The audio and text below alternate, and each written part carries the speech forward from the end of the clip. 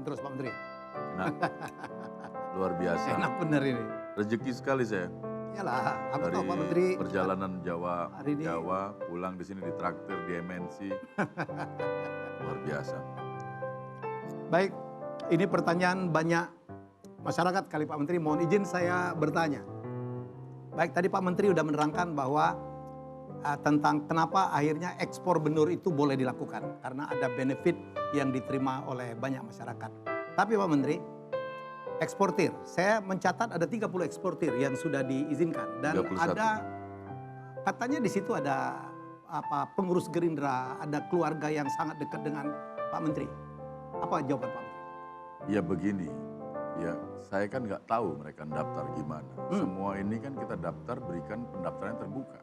Dan yang menangani kan komite Oke. dari berbagai kalangan. Seluruh Jadi ada dirjen, komite ya? Ada komitenya. Ketuanya, wakilnya, kemudian para dirjen, Ya. dirjen tangkap, dirjen budidaya, kepala badan karantina, Oke.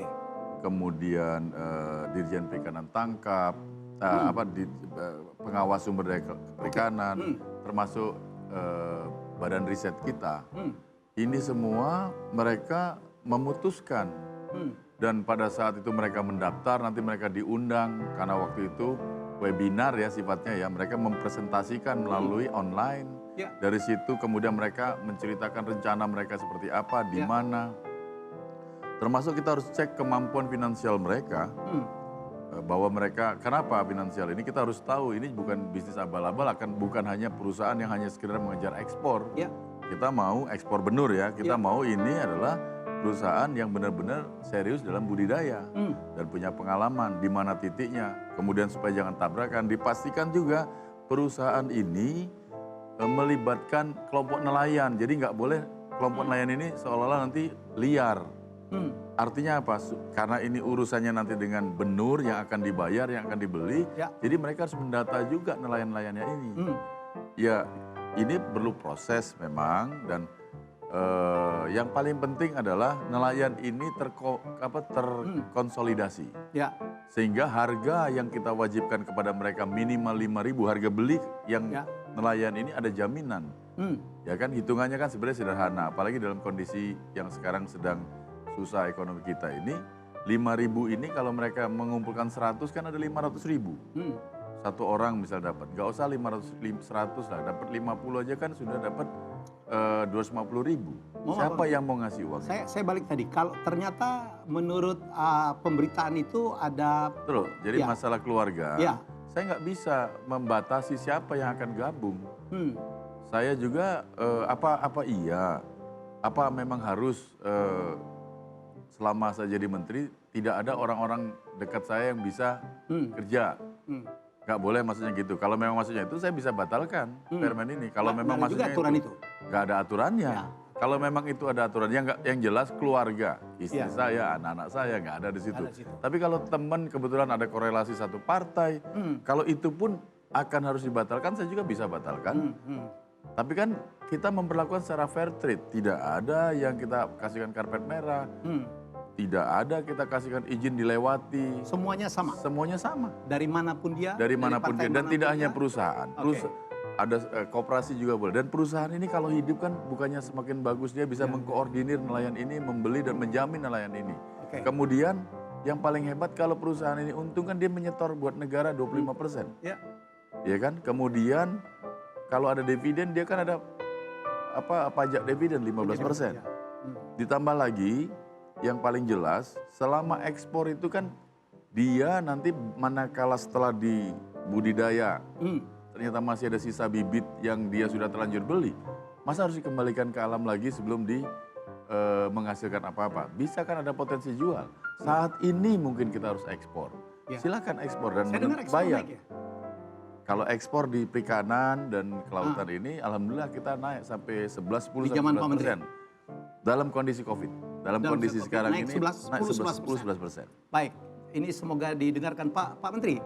terkait dengan tadi, kita ngomong tentang PNBP. Katanya PNBP itu kan sedang direvisi, belum selesai. Kok sudah boleh dilakukan ekspor? Itu yang dipertanyakan orang. PNBP ini sebenarnya kan nggak Penerimaan ada. negara bukan pajak. PNBP itu kalau mengacu PNBP yang lama kecil, Ya. sangat kecil. Saya maunya PNBP ini yang orang yang mengekspor ini membayar juga minimal sama 5.000 dengan tapi tergantung dengan harga, makanya ada penyesuaian. Kalau harga jualnya di ekspor itu 10.000, dia 2.000 saja. Kalau dia 25.000, dia 3.000 sampai 4.000. Itu ada aturan-aturannya semua.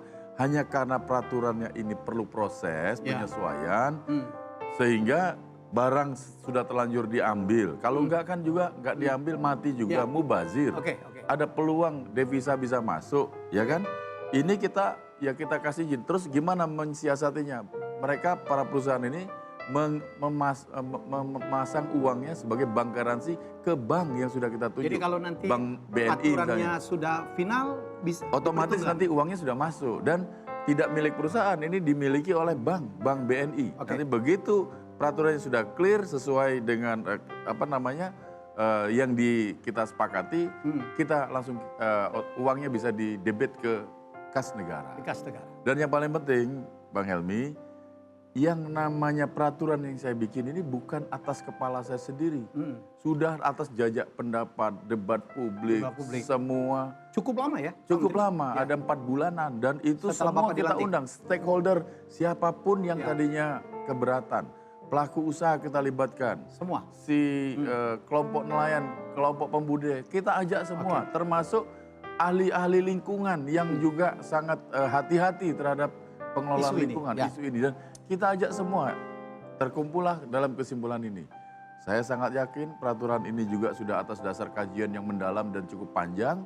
Makanya saya sangat yakin ini kita jalankan. Bahwa nanti ada hal yang kurang baik di kemudian hari karena hal-hal tertentu, karena peraturan ini, kami juga siap. Ini bukan kitab suci, Bang Helmi. Ini adalah peraturan yang dibuat manusia. Demi lingkungan, demi masyarakat, demi kebaikan negara, kita harus perbaiki. Baik, Pak Menteri, kita lihat ada Fox Pop. Apa kata masyarakat tentang seorang Dr. Edi Prabowo? Kita lihat yang berikut ini.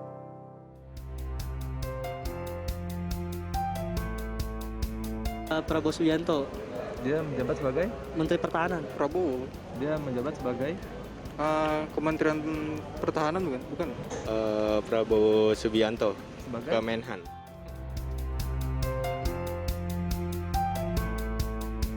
Ibu Susi Pujiastuti, Menteri Perlautan dan Perikanan. Ibu Puji Sriastuti, mantan Menteri Perikanan dan Kelautan.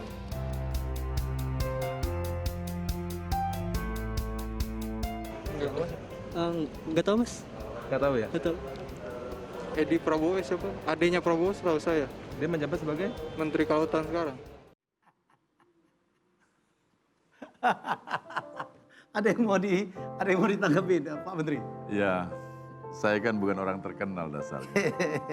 Nggak perlu jadi terkenal mas untuk mengabdi ke negeri ini. Yang jelas hari ini saya dapat amanah yang besar bagi negeri ini untuk menjaga sektor kelautan dan perikanan.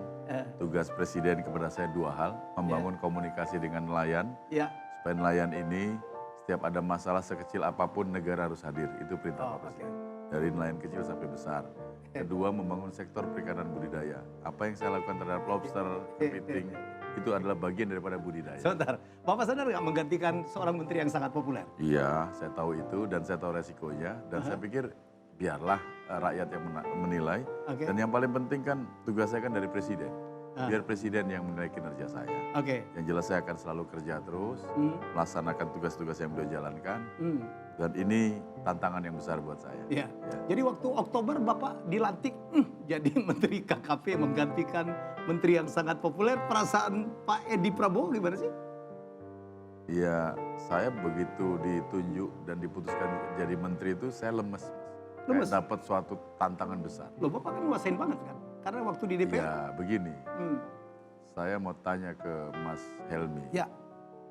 Pernah kepikir nggak dalam hidup kita ini akan jadi menteri? Saya juga nggak berani mimpi bercita-cita jadi menteri sebenarnya. Cuma karena ini menjadi satu tanggung jawab, artinya adalah tanggung jawab besar yang harus saya laksanakan. Ya. jadi anggota DPR tahun 2009 kemarin saja, saya juga tidak menyangka bisa jadi. Dan 2 periode kemarin dan bahkan sekarang 3 periode. Jadi ketua komisi 4. Kemudian Ketua jadi, komisi ya? Iya, ketua komisi 4 DPR RI. Jadi saya pikir saya akan jalani saja dan saya sangat yakin apa yang saya lakukan ini juga tidak atas dasar kepala saya sendiri. Ya. Kepala ahli, kepala semua stakeholder, pelaku kepentingan, nelayan yang kecil sekalipun. Jangan lupa loh, pada saat saya menjabat ini saya harus mengisi kekosongan jabatan, ada 151 lebih kekosongan jabatan Di di KKP. Ini juga kan PR tersendiri. secara internal ya? Iya, saya juga harus melengkapi perizinan-perizinan yang memberatkan. Izin kapal yang 14 hari saya sudah buat 1 jam. Biasanya 14 hari dan bahkan berbulan-bulan. Ada yang 1,5 tahun nggak ada jawab. Sekarang Bapak percepat. Sekarang harus saya jawab ini semua karena ini kan kegiatan yang menghasilkan devisa dan menghasilkan lapangan pekerjaan. Dan melibatkan banyak orang. Melibatkan banyak orang. Pak, ini joke dikit nih, santai sambil makan apa? Nama Bapak Edi Prabowo, komandan Bapak Prabowo. Hubungannya apa sih?